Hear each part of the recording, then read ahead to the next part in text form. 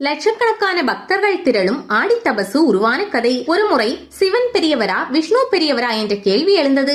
இந்த சக்திகள் இரண்டும் ஒன்றே என்பதை உலக மக்களுக்கு உணர்த்த வேண்டும் என்று எண்ணினாள் அம்பிகை. தனது எண்ணத்தை சிவபெருமானிடம் கூறி சுவாமி சங்கரரும் நாராயணரும் பேதமில்லாமல் பொருந்தியிருக்கும் திருக்காட்சியை காட்டியருள வேண்டும் என வேண்டினாள். உடனே சிவபெருமான், தேவி, உனது எண்ணம் நிறைவேறும். பூலோகத்தில் அகத்திய முனிவன் இருக்கும் பொதிகை மலையின் அருகில் உள்ள புன்னை வன தலத்திற்கு, அதாவது சங்கரன் கோவில் சென்று தவமியற்று அங்கு நீ விரும்பியபடியே யாம் சங்கர நாராயணராக காட்சி கொடுப்போம். மகா சக்தியான நீயும் அங்கே இடம்பெற வேண்டும் என்றார். அதன்படியே பூலோகத்தில் உள்ள புன்னை வன தலத்தை அடைந்தாள் அம்பிகை. அங்கே முனிவர்கள் புன்னை மரங்களாகி நிழல் தர அந்த நிழலில் பெரும் தவத்தை மேற்கொண்டாள் அம்பிகை. தேவமாதர்கள் பசு கூட்டமாக தோன்றி அன்னையின் தவத்திற்கு உதவினர். அதனால் மகிழ்ந்த அம்பிகை அந்த பசுக்களின் பெருமையை உலகுக்கு உணர்த்த ஆவுடையாள் என்னும் திருநாமம் கொண்டாள். ஆ பசு, மேலும் கோ, அதாவது பசுக்களின் பெயரை இணைத்து கோமதி என்னும் மற்றொரு திருநாமத்தையும் ஏற்றாள். அம்பிகையின் தவத்தால் அங்கே ஆவினங்களும் பெருமை பெற்றன. எந்த திருக்காட்சியை காண அங்கே அன்னை தவம் செய்தாளோ அந்த காட்சியை காணும் பாக்கியத்தை இரு பாம்புகளுக்கும் அளித்து அருள் புரிந்தாள் அம்பிகை.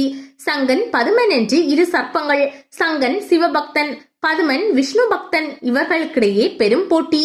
சிவன்தான் பெரியவர் என்று சங்கன் சொல்ல, இல்லை விஷ்ணுவே பெரியவர் என்று பதுமன் கூற, இருவருக்கும் இடையே சண்டை மூண்டது.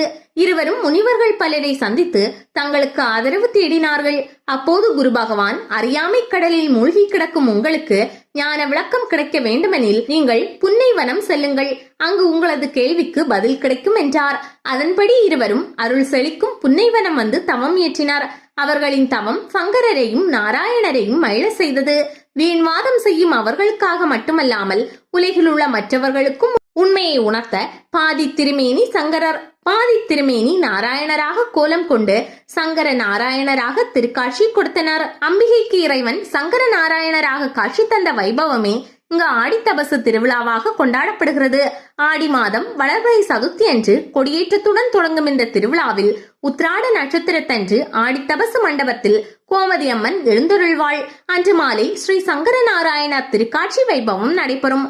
ஆடித்தபசு திருவிழாவில் கலந்து கொண்டு தரிசித்தால் கல்யாண வரம் கிடைக்கும், சர்ப்பதோஷங்கள் நீங்கும், வாழ்வில் தடைகள் யாவும் நீங்கி முன்னேற்றம் உண்டாகும் என்பது பக்தர்களது நம்பிக்கை. வளமும் தரும் ஆடித்தபசு. நெல்லை மாவட்டம் சங்கரன் கோவிலிலும் இல்லாத ஒரு சிறப்பு உள்ளது. இங்கு இருக்கும் நாகராஜர் கோவில் பாம்பு புற்றை சுற்றி கோவில் எழுப்பி இருக்கிறார்கள். நாகதோஷம் உள்ளவர்கள் இங்கு வந்து படைத்து வணங்கி செல்கின்றனர். அவரவர் வாழ்க்கையில் நினைத்த காரியங்கள் தடையின்றி நடைபெறுவதாக சொல்கிறார்கள். இந்த தலத்தில் உள்ள புற்றுமண் மிகவும் விசேஷமானது. பல சரும நோய்களை குணமாக்க வல்ல மண் என்று பக்தர்கள் நம்புகிறார்கள். இந்த புற்றிலிருந்து மண்ணை எடுத்து அருகில் உள்ள தொட்டியில் போட்டிருக்கிறார்கள். அம்பாள் சன்னதியிலும் புற்றுமண் இருக்கிறது. இந்த மண்ணை சிலர் மருந்தாக சாப்பிட்டு வருகிறார்கள். நெற்றியிலும் இதை திலகமாக வைத்துக் கொள்கிறார்கள். இந்த கோவில் அற்புதங்களுக்கெல்லாம் சிகரமாக விளங்குவது சங்கர நாராயண சுவாமி சிலை. காரணம், ஒரே சிலையில் ஒரு பாதி சிவனும் மறுபாதி விஷ்ணுவும் போன்ற தோற்றம் உடையது. தலையில் கங்கையை முடிந்திருக்கிறார், கிரீடம் சூடியிருக்கிறார், கழுத்தில் ருத்ராட்ச மாலை அணிந்திருக்கிறார், இடுப்பில் புலித்தோல் கட்டியிருக்கிறார். இவை அனைத்தும் சிவனின் வடிவங்கள். மறுபாதியில் தலையில் கிரீடம், காதில் மசிய குண்டலம், கையில் சங்கு, சிம்மகரணம், இடுப்பில் பட்டு பீதாம்பரம் இருக்கிறது. இந்த வடிவம் விஷ்ணுவின் வடிவமாகும். எனவே சிவனும் விஷ்ணுவும் சேர்ந்திருப்பதால் சங்கர நாராயண சுவாமி என்கிறார்கள். ஒருமுறை பார்வதி தேவியாருக்கு சிவன் பெரியவரா விஷ்ணு பெரியவரா என்று சந்தேகம் வந்துவிட்டது. அதை சிவனிடம் நேரடியாகவே கேட்டுவிட்டார். உடனே சிவபெருமான் பாதி சிவனாகவும் பாதி விஷ்ணுவாகவும் தோன்றினார். உடனே சிவனார், பெரியவர் யார் சிறியவர் யார் என்பது பார்ப்பவர் கண்ணில் தான் உள்ளது, பேருமே ஒன்றுதான் என்று விளக்கமும் கூறினார். இதை உணர்த்தும் விழா சங்கரன் கோவிலில் காட்சியளிக்கும் ஈசனை காண தேவி புறப்பட்டு வரும் வைபவமாக ஆடி தபசு என்னும் நிகழ்வாக கொண்டாடப்படுகிறது. அம்பாள் தவக்கோலத்தில் காணப்படுகிறார். அம்பாள் சன்னதியை சுற்றியுள்ள கிரிவீதியை 108 முறை சுற்றினால் நினைத்தது நடக்கும், குழந்தை பாக்கியம் கிடைக்கும் என்பது இத்தலத்தின் அசைக்க முடியாத நம்பிக்கை. அதுவும் ஆடி தபசுக்கு முன்பு சுற்ற வேண்டும். ஆடி தபசு ஒவ்வொரு ஆண்டும் ஆடி மாதம் உத்திரட்டாதி நட்சத்திரத்தன்று இருக்கிறது. பொதுவாக சிவன் அபிஷேக பிரியர், ஆனால் விஷ்ணு அலங்கார பிரியர். ஆனால் சங்கரன் கோவிலில் இருவருமே ஒரே சிலையாக அமைந்திருப்பதால் அதற்கு அபிஷேகம் செய்வது சிரமமாக இருந்தது. இதை அறிந்த ஆதிசங்கரர் தாம் வைத்திருந்த ஸ்படிகலிங்கத்தை கோயிலுக்கு கொடுத்து அதற்கு அபிஷேகம் செய்யுமாறு கூறினார். இந்த லிங்கத்தை தண்ணீரில் போட்டால் லிங்கம் இருப்பதே தெரியாது. இது ஒரு இயற்கை அற்புதமாகும். அதுபோல் சங்கரநாராயணர் சன்னதியில் மணக்குழி என்ற ஒரு பள்ளம் உள்ளது. இதில் சாமியை பிரதிஷ்டை செய்திருப்பதாக ஒரு ஐதீகம். எனவே பேய் மற்றும் பில்லி சூனியத்திற்கு ஆளான பலர் இந்த வனக்குழியில் அமர்ந்து பூஜை செய்வார்கள். கஷ்டங்கள் சோதனைகளை நீக்கும் ஆடி சுற்று வழிபாடு. ஆடி தபசு திருவிழா மொத்தம் 12 நாட்கள் நடைபெறுகிறது. இந்த திருவிழாவில் லட்சக்கணக்கான பக்தர்கள் பங்கேற்று வழிபடுவார்கள். பக்தர்கள் வழிபாட்டில் மிகவும் முக்கியமானது ஆடி சுற்று. சங்கரலிங்க சுவாமி, சங்கர நாராயண சுவாமி, கோமதி அம்மன் முதலிய சன்னதிகளை உள்ளடக்கிய கோவில் வெளிப்பிரகாரத்தை 108 முறை சுற்றுவதே ஆடி சுற்று ஆகும். சங்கரன் கோவில், கோமதி அம்மன் கோவிலில் ஆடி தபசு கொடி ஏறிய பின் ஆடி சுற்று என்னும் பெயரில் பக்தர்கள் கோவிலை 101, 501, 1001 என்ற எண்ணிக்கையுடன் சுற்றி நேர்ச்சை செலுத்துவார்கள். ஆடி சுற்று சுற்றுவதால் ஒரு காலில் நின்று தபசு காட்சியளிக்கும் அம்பாளின் கால்வலியை தாம் ஏற்பதாக பக்தர்கள் நம்புகிறார்கள். அம்பாளும் இப்படி தனது கால்வலியை ஏற்கும் பக்தர்களின் வாழ்க்கையில் ஏற்படும் கஷ்டங்களையும் சோதனைகளையும் அகற்றுகிறாள். பக்தர்கள் தங்களின் பல்வேறு வேண்டுதல்களை மனதில் வைத்து கோமதி அம்மனை வேண்டி ஆடி சுற்று செல்கிறார்கள். மாணவ மாணவிகள், வாலிபர்கள், கன்னிப்பெண்கள், வயதான ஆண் பெண் என அனைத்து வயதினரும் ஆடி சுற்று சுற்றுகிறார்கள்.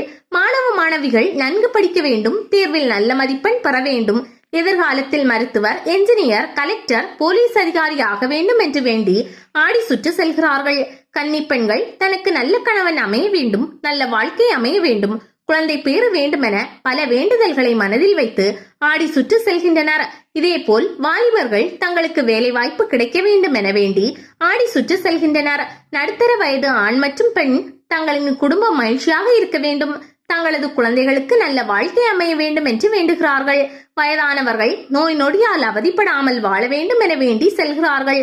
இப்படியாக அனைத்து வயதினருமே தங்களுக்கு தகுந்தாற்போல் கோமதி அம்மனை மனதில் நினைத்தபடி ஆடி சுற்று சுற்றுகிறார்கள்.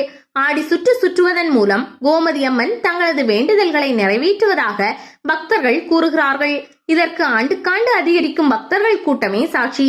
தொடக்க காலத்தில் ஆடி சுற்று செல்பவர்களின் எண்ணிக்கை 100 முதல் 200 வரையே இருக்கும்.